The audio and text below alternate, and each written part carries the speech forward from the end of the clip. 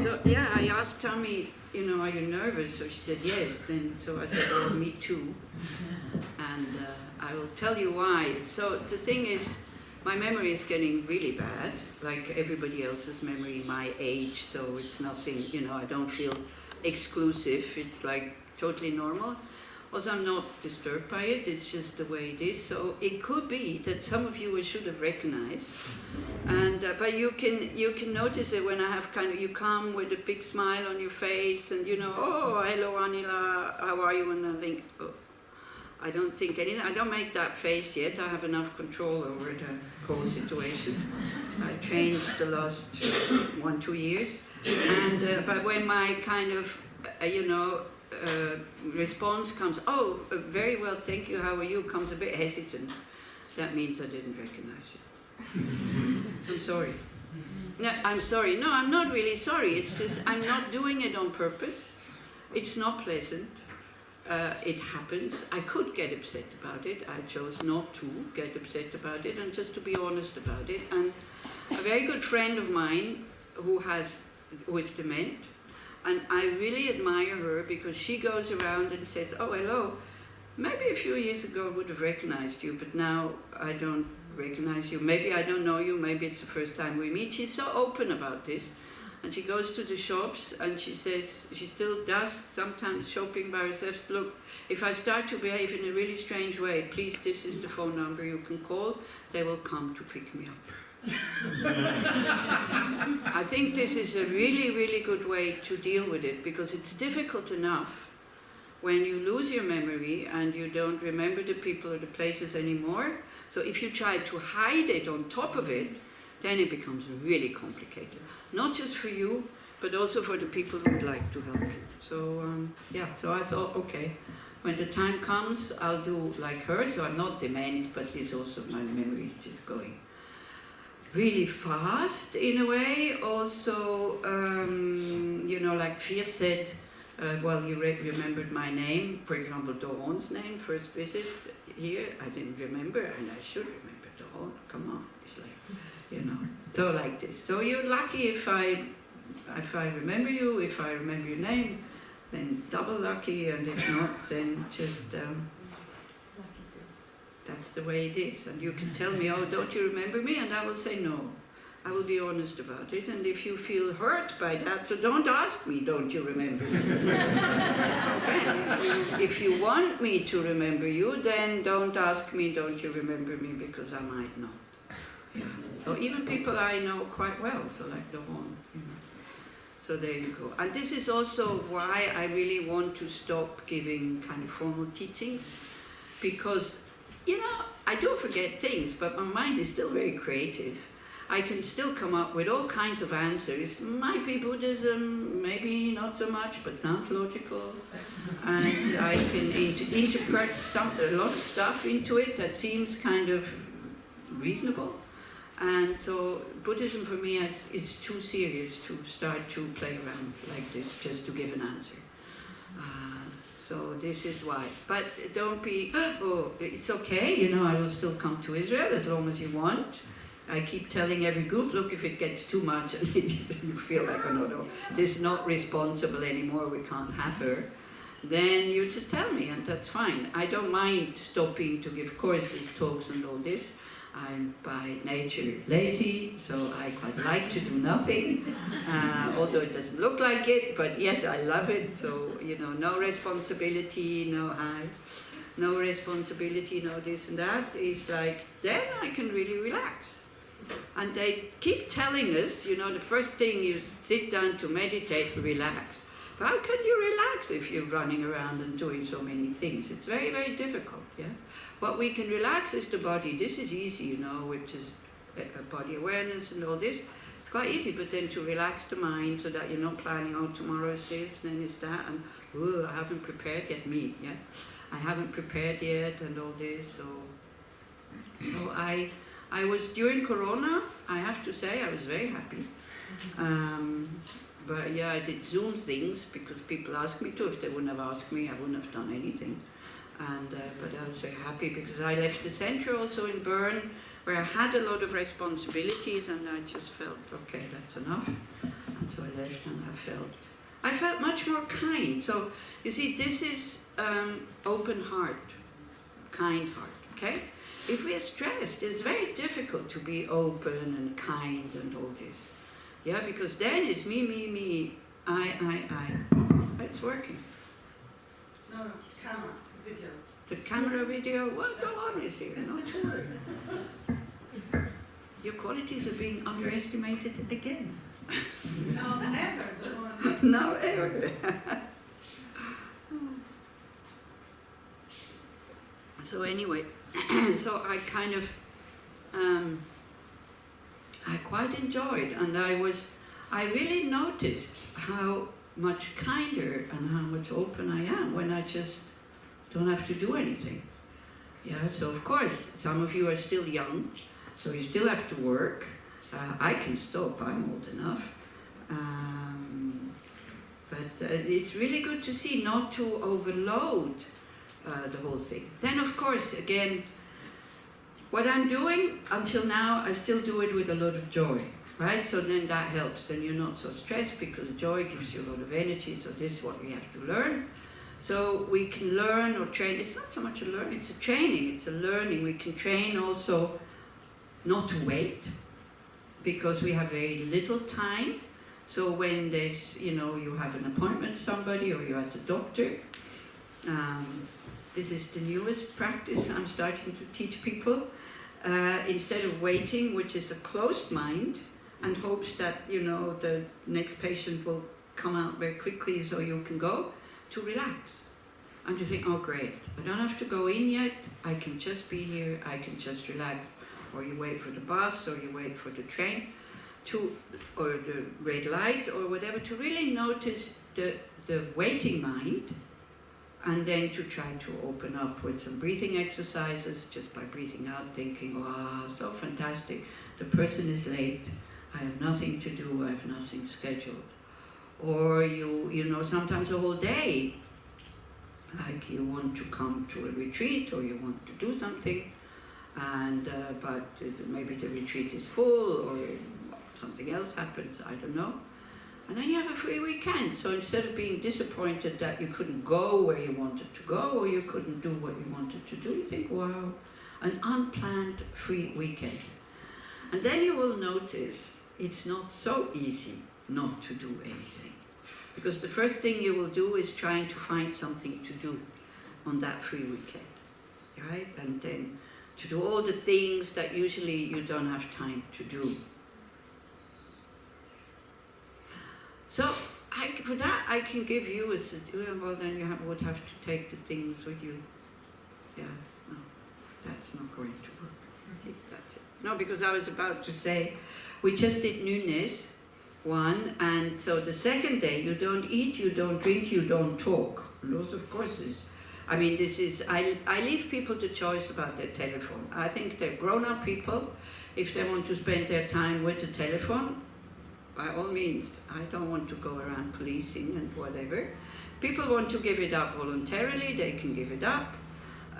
If they want to check and all this, and to see, what we're doing. So there's quite a long lunch break, but there's no lunch and there's nothing to drink, and you're kind of too confused. The mind is too confused to read or study or whatever. So I started to clean. I usually clean up things or make order where, it always gets neglected. So that would be a good thing to do. When you don't have enough energy to do something, what we usually do, when other things we usually do when we feel bored, you cannot do, drink and eat and talk, then to do something useful in that time, for example. Yeah.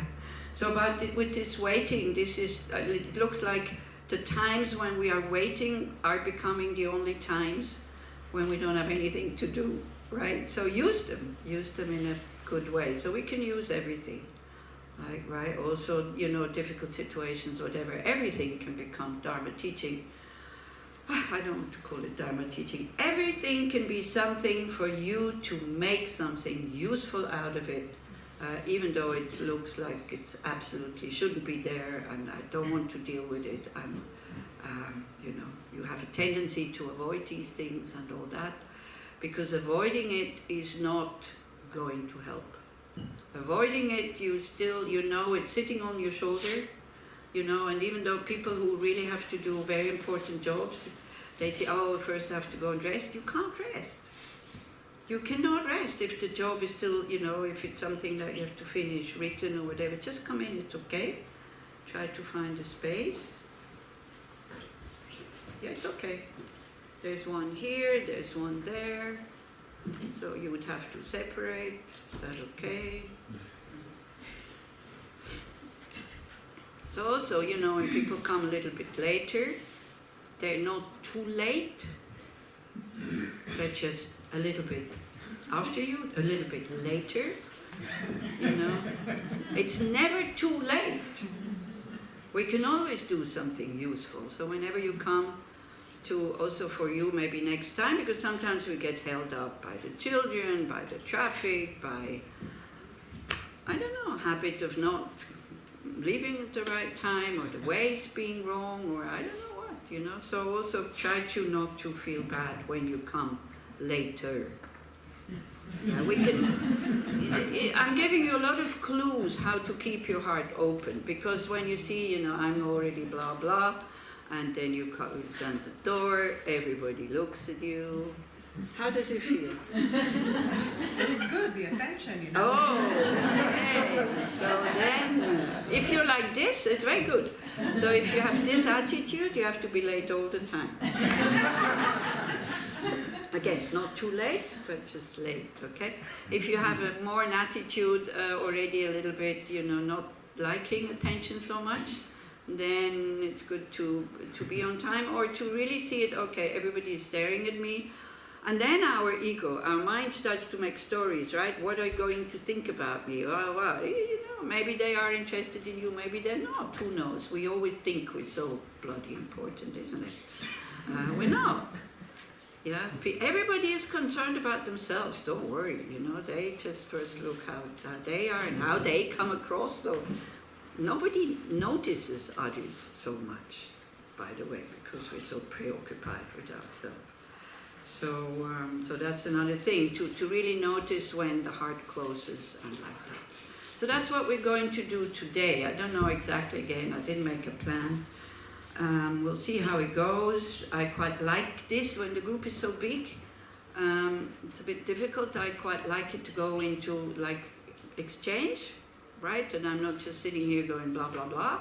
But you give me your opinions or what you think, whether it's helpful, or you give an example where it was helpful or not helpful.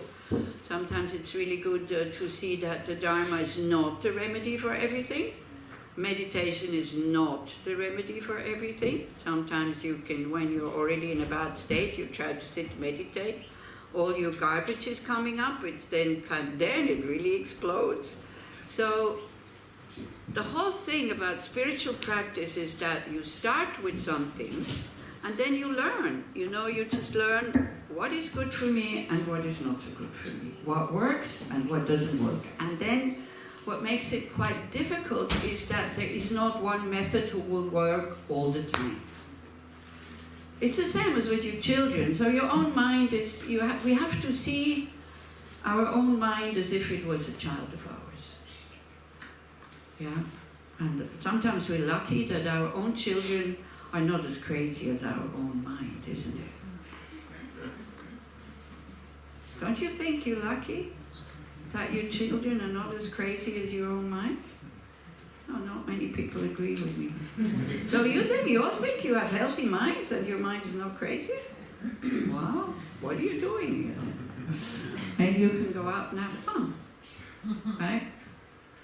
No, but really, so because very often we treat ourselves with a lot of unkindness and a lot of harshness. We want to be different, especially the spiritual practitioners who think they know it all. And I've been practicing now 5 years and I'm still getting angry and I still have this problem and that problem. And at least after practicing 5 years, I think you start to understand that the problem is in your mind and not out there. I mean, that would be the first step. Because then you have a chance to do something about it. If the problem is out there, I mean, what are you going to do as a one person? But changing your mind, this we can always do. So this is what the spiritual practice is all about. First, to look after ourselves. This is our duty, but always with the long-term goal to then to be able to look after others. But if we are not well, I mean, how are we going to look after others? Yeah, it's very difficult. But sometimes we make the step too quickly because it feels good to be able to look after others. It feels good to solve their problems, isn't it? It feels good when somebody comes, wow, you really helped me, doesn't it? And then we do it because it feels good. And then when the other person comes and says, look, sorry, I don't think you can help me, or no, sorry, it didn't help. I feel this with therapists, physiotherapists sometimes, when they kind of do something for me, and I feel how they're waiting for oh, it really helped. But sometimes I have to say, no, sorry, it didn't help. But I feel bad saying it. And sometimes I even lie so that they stop kind of maltreating me with their whatever therapy it is. Yeah, just to get out of it. So, friendliness, kindness can be trained. Do you think so or no? Do you have an interest in training it? Yeah? Okay.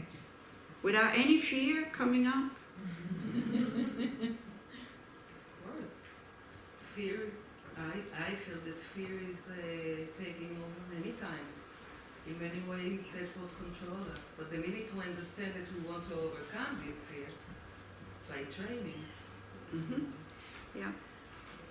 So again, we have to be very clear about this. Do I want to be a kind person? Or the fear is, what will happen? It's more that the fear is already saying something. What will happen if I become a kind person? People will think I'm stupid. People will think I'm... Not the people that you are dealing with. Those people, they love it when you're kind. But those people that then see you being kind to others, they might come and say, oh, you're so stupid, you're so naive, why are you so kind, you need to fight for your rights, and this and that. And does it ever happen to you? Somebody said, why are you so kind? Go and shout at them, go and be angry at them. Yeah? And then how did you feel? You felt wonderful, like the Dalai Lama. The Dalai Lama says, my policy of non-violence, it didn't work. We didn't get the country back, but I will never give it up. The policy of non-violence. Yeah? So he's not trying something other than he knows, because he says, with such a small country, with few people, no weapons, so what are we going to do against the Chinese army if we come with violence? Then we really get it. Yeah? Of course he would like to have his country back. Yeah? But he doesn't try to get it back with violence. Some other Tibetans do. They get violent and they get angry. Yeah, of course. So you have to find out. I mean, what kind of person do I want to be? And then also, what is appropriate in what situation? So when you think you can be looking not so kind outside, but still be kind inside, you think that's possible? Let those go in. No? With your children? Okay, kindness. Need to define it. What does it mean to be kind? What would be the definition of kindness? Metta, loving kindness. What's the definition of it? Maybe you remember the sentence that you said when you practice metta? You don't need to call all of you. Maybe wanting others to be happy? Yeah, wanting others to be happy. So you can be showing maybe anger on your face, but inside here still wanting them to be happy. You think it's possible? Yeah. Your children. Sometimes you have to be very stern. Sometimes you have to shout at them. Still, you do it. Why are you doing it? Not to harm them. You do it in order to protect them. But you have to make sure that your heart is open, because otherwise they get frightened and they look up and they don't listen to you anymore. I heard once, or read somewhere, the definition of kind of why we shout when we are angry. Do you remember? Because I know that I already said it once or twice here in Israel. You know why we shout at each other when we are angry? Because we don't hear. Because our hearts are very far apart.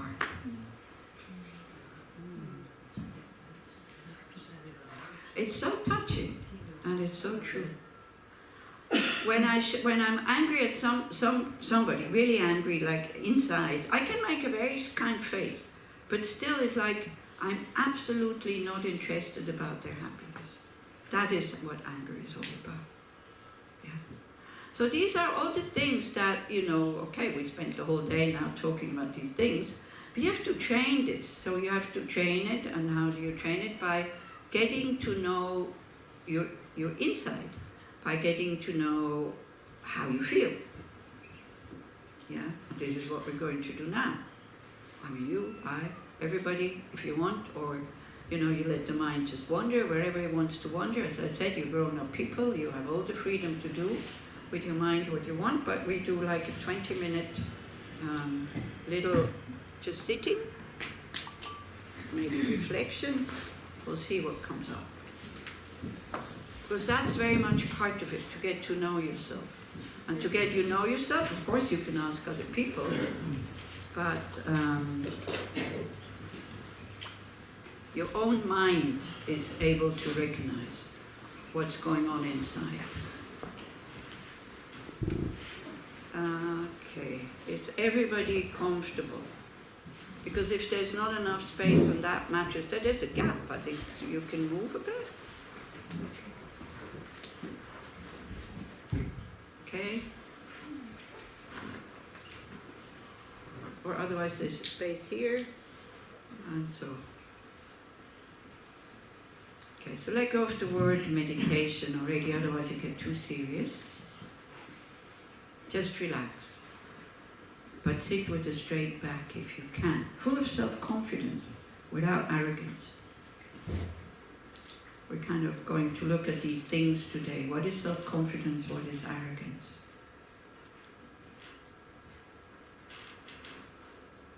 And what makes the mind or the heart, it's the same thing, mind and heart, what makes it kind and what makes it friendly, that you bring friendliness to yourself, to the place where you're sitting. Maybe so you know what I'm talking about. Just think about somebody that you hold very close at heart. Not somebody that you're attached to because of sexuality or things like that. Somebody that when you would hear the voice outside, your body would react. How would it react? You think of that dear person being outside and you hear the voice and you connect with that feeling. Really connect with it. Be there, because then now I'm going into thin ice here because I know nothing about neuroscience, whatever, but that's what they say. Then that these neurons or something in your brain, they can do the synapses, I don't know what, they can kind of fire and then wire together. When you get hold of these feelings, when you are aware of the feeling of how does an open heart feel. So you have to think of somebody, unfortunately, first. We don't have that unconditional open heart yet. We might have moments, either doing sports that you're very good at, or painting, or just being out in nature, or just, short moments of, one could call them, freedom. Freedom from the mind covered with self-centeredness and negative emotions.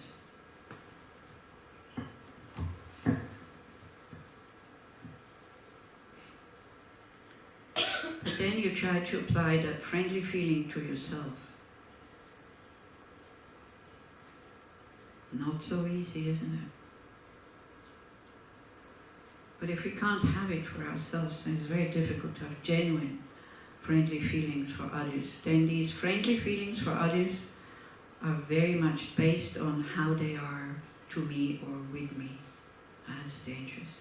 Goes into attachment. Just try out the thought, I'm a good person, without ifs and buts, without giving yourself any reason. We have to train to believe in our own innate goodness. We're as crazy as that. We don't know our nature.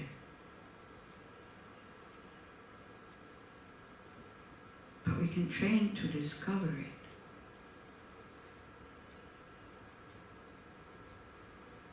You don't think about all your shortcomings, all the mistakes we make. We all make mistakes. We all have shortcomings. That's why we suffer. And you just think, I'm a good person.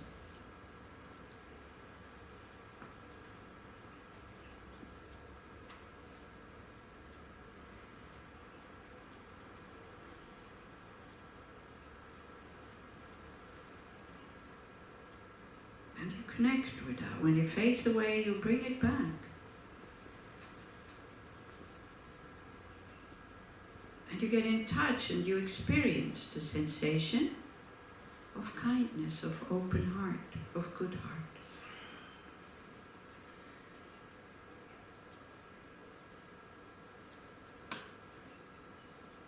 It doesn't have to feel good, by the way. You just have to be aware of it.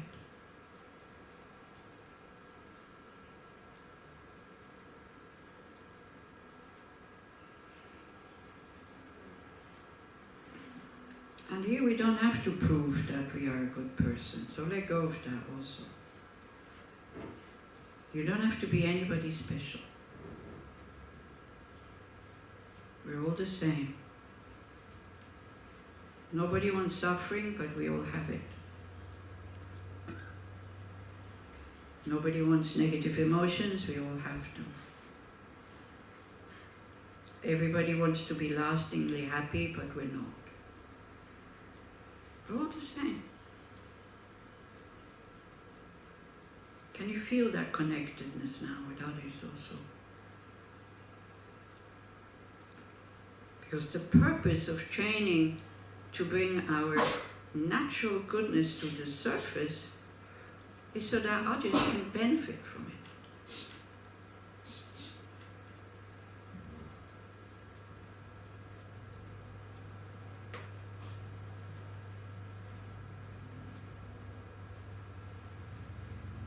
Then when you have that friendly feeling present, that open heart, only then it's time to look at your shortcomings.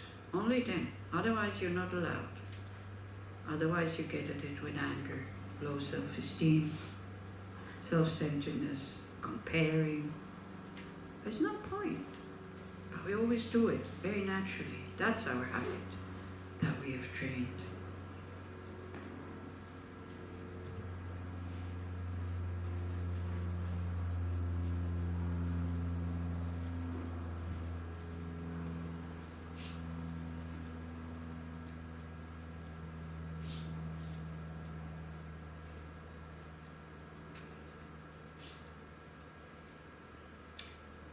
So we expand this little bit kind of sensation of I am a good person to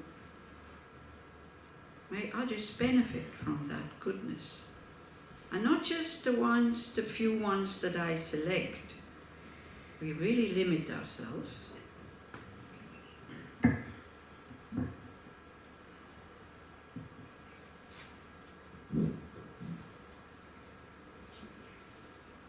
To really think whoever comes into my presence, whoever sees me, talks to me, listens to me, talks about me, may they be well and happy.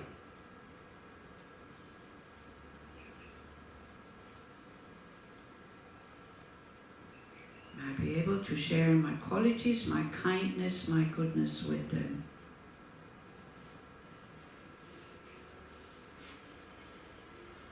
If they don't want me, because some people have aversion towards me, then it's better to leave them alone. It's fine. They have a right to dislike me.